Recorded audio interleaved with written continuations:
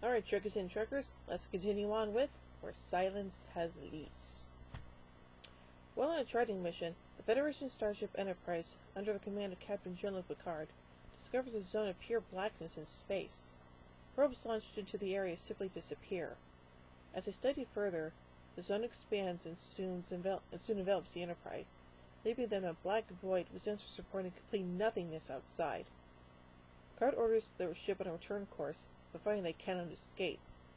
They leave a stationary beacon behind them, only to have it reappear ahead of them again. A rambling warbird suddenly decloaks in front of the ship and attacks, and Picard orders the crew to return fire. They destroy the warbird, but Picard is suspicious how easily this occurs. The crew then detect what appears to be their sister ship, the USS Yamato, approaching, but it does not respond to hails.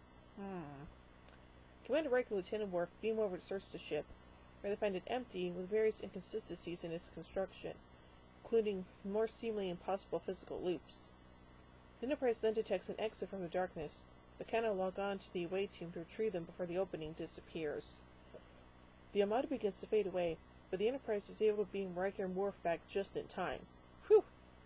More openings appear in the blackness, each closing as soon as the Enterprise approaches them. Picard realizes that they are being manipulated and orders a full stop. Good idea. Suddenly, an entity with a distorted, almost childlike face appears in the void, calling itself Nagalum. Again with entity things, what's going on here? It announces its curiosity about humans and their limited existence, and would like to test the limits of the human body. It causes Ensign Haskell to experience violent convulsions, and he then falls to the floor dead. Dun dun dun. Nagalum then states it wants to know everything about death, asserting that it would take less than half of the Enterprise's crew to complete its experiments. Picard decides to activate the ship's self-destruct sequence rather than submit to Nagalum's whims. As the crew prepare for the end, Picard is tested again by Nagalum through the peculiar behavior displayed by doppelgangers of Counselor Troy and Lieutenant Commander Data, both of whom question self-destruct order. After these facsimiles are gone and the countdown nears zero, the void suddenly vanishes, leaving the Enterprise in normal space. Picard orders the ship to move away at high speed, and when he is finally satisfied that they are truly free, cancels the self-destruct sequence.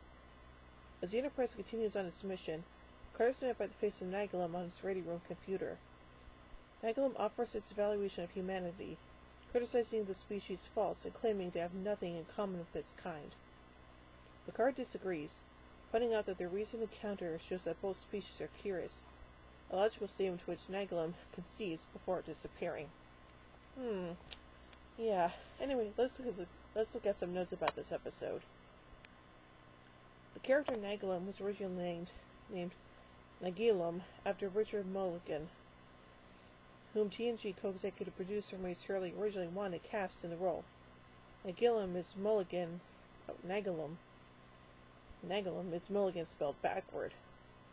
Data states, quote, "There is no record of any Federation vessel encountering anything remotely like this, despite the fact Captain Kirk encountered just such an area of blackness in the Immunity Syndrome, which fits the, quote, old Klingon legend of a gigantic black space creature which was said to devour vessels.